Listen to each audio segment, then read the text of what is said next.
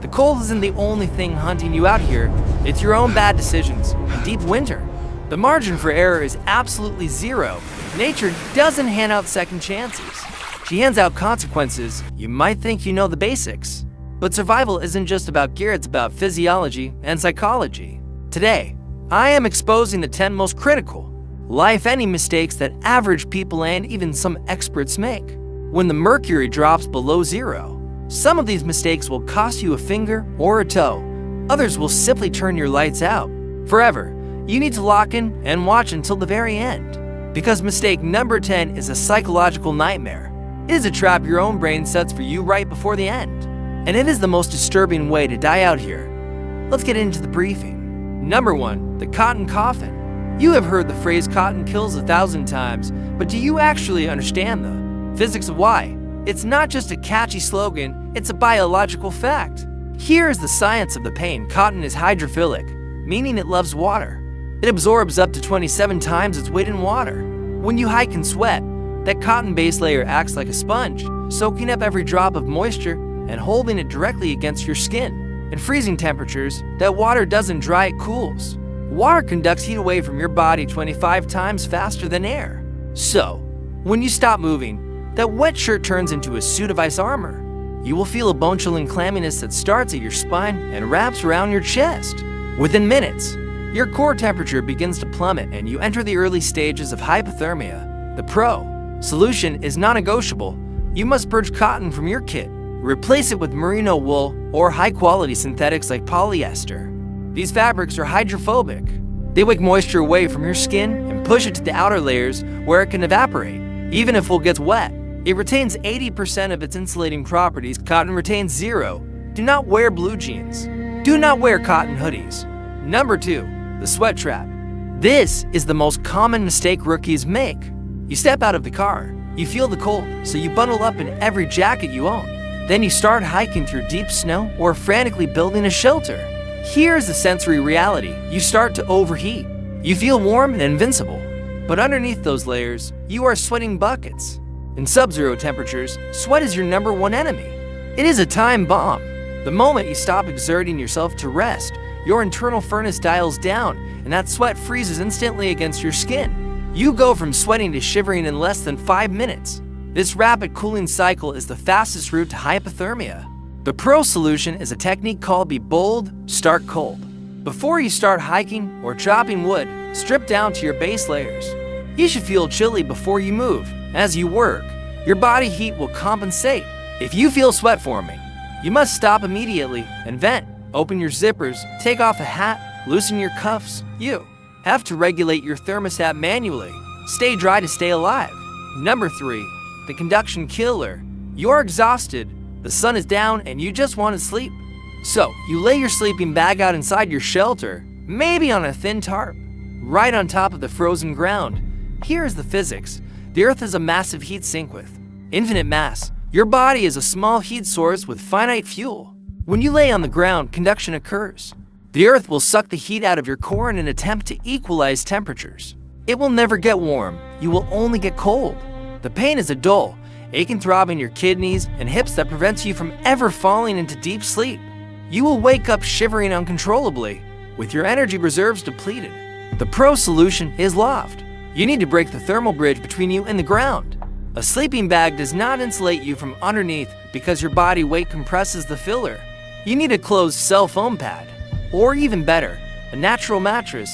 Gather pine boughs, spruce, or fir and build a bed at least 8 inches thick. It should look like a ridiculous amount of branches. When you lie on it, it creates dead air space.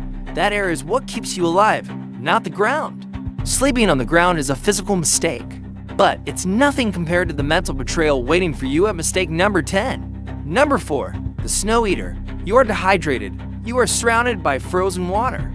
It seems logical to just grab a handful of snow and eat it while you walk. Here is why this is suicide.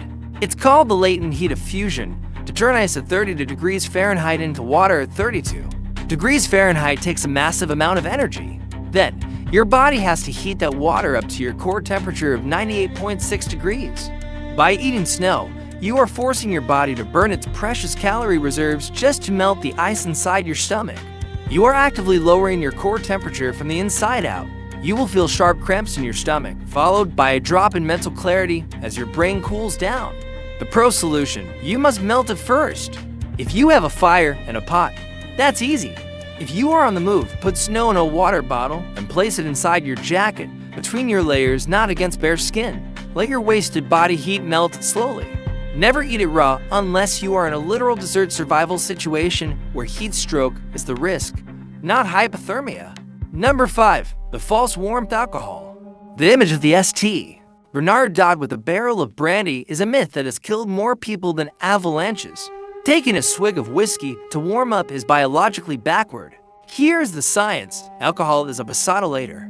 It causes the blood vessels near the surface of your skin to open wide.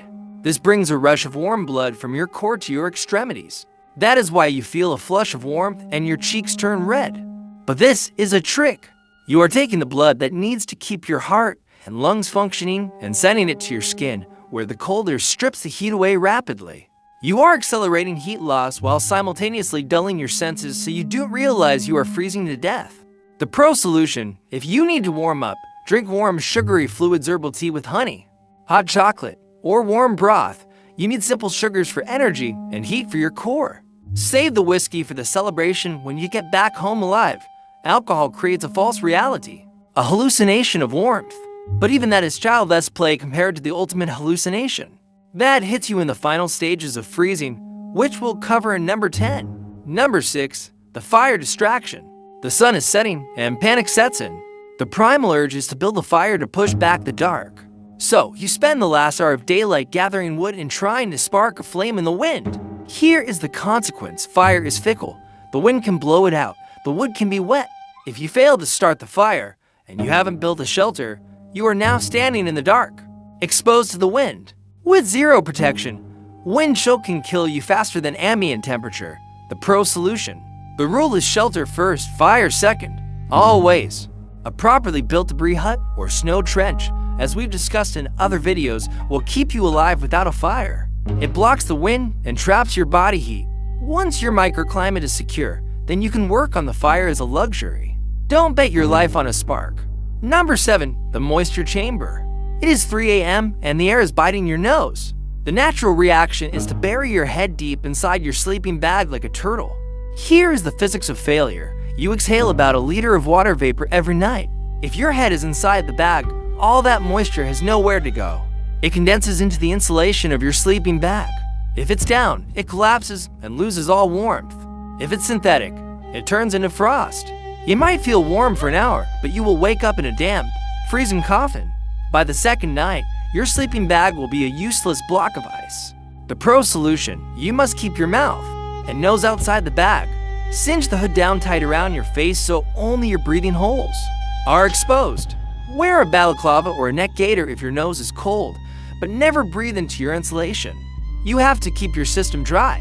Number 8. The calorie deficit. Your body is not a machine, it is a biological furnace. It burns fuel to create heat. Here's the sensory pain. If you go to sleep on an empty stomach, or after just eating a light salad, your furnace runs out of fuel halfway through the night. This is when the 3 a.m. shivers hit. You wake up violently shaking because your body is forced to generate heat through muscle spasms, since it has no chemical fuel left to burn. This burns through your glycogen reserves and leaves you exhausted in the morning. The Pro solution: stoke the fire before you sleep. Eat a meal high in fats and proteins right before bed. Cheese, nuts, pemmican, or salami. Fat burns slowly and hot, providing a steady release of energy that keeps your internal temperature up for 6 to 8 hours. Think of fat as a slow-burning oak log for your internal fire. If that fire goes out, you might wake up shivering. If you fall for the trap in number 10, you won't wake up at all.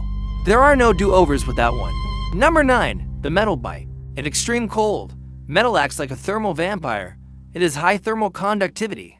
Here's the pain. If you touch a fuel canister, a knife tang, or a multi-tool with bare hands at minus 20 degrees, the moisture on your fingertips freezes instantly to the metal. It fuses your skin to the steel. When you jerk your hand away, you don't just pull your hand off, you tear the skin off. This is called contact frostbite. It leaves raw, open wounds that are impossible to heal in the cold and are prone to infection. The Pro solution: Never manipulate metal with bare hands. Wear thin, dexterity liner gloves for fine tasks like lighting stoves or tying knots. Or wrap your tool handles in duct tape or hockey tape to create an insulating barrier. Number 10. The brain betrayal. This is the grand finale. This is the mistake that isn't really a mistake, it's a biological glitch. It is called paradoxical undressing. Here is the ultimate high-stakes nightmare. This happens in the final, terminal stages of severe hypothermia. Your body has been constricting blood vessels for hours to keep your core warm. Suddenly, the muscles controlling these vessels exhaust and fail. They snap open vasodilation. A massive surge of hot blood from your core floods into your frozen arms and legs. The sensory experience is a sudden, overwhelming, burning heat. You don't feel cold anymore. You feel like you are burning alive in a sauna. In your delirious, confused state, you start stripping off your clothes. You tear off your jacket, your boots, your pants. You smile because you finally feel warm, and then you die. Rescuers often find victims face down in the snow, completely naked, with their clothes folded neatly beside them. It is a terrifying final trick of the mind. The pro solution: warning, there is no self-rescue from this stage. You are too far gone. This is why you watch your buddy.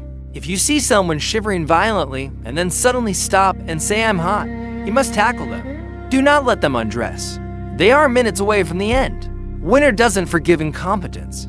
Master these 10 rules, stay dry, stay smart, and stay alive out there. In the next video, we're diving deeper into advanced survival skills and shelter building. Subscribe so you don't miss the intel. Get out there and stay safe.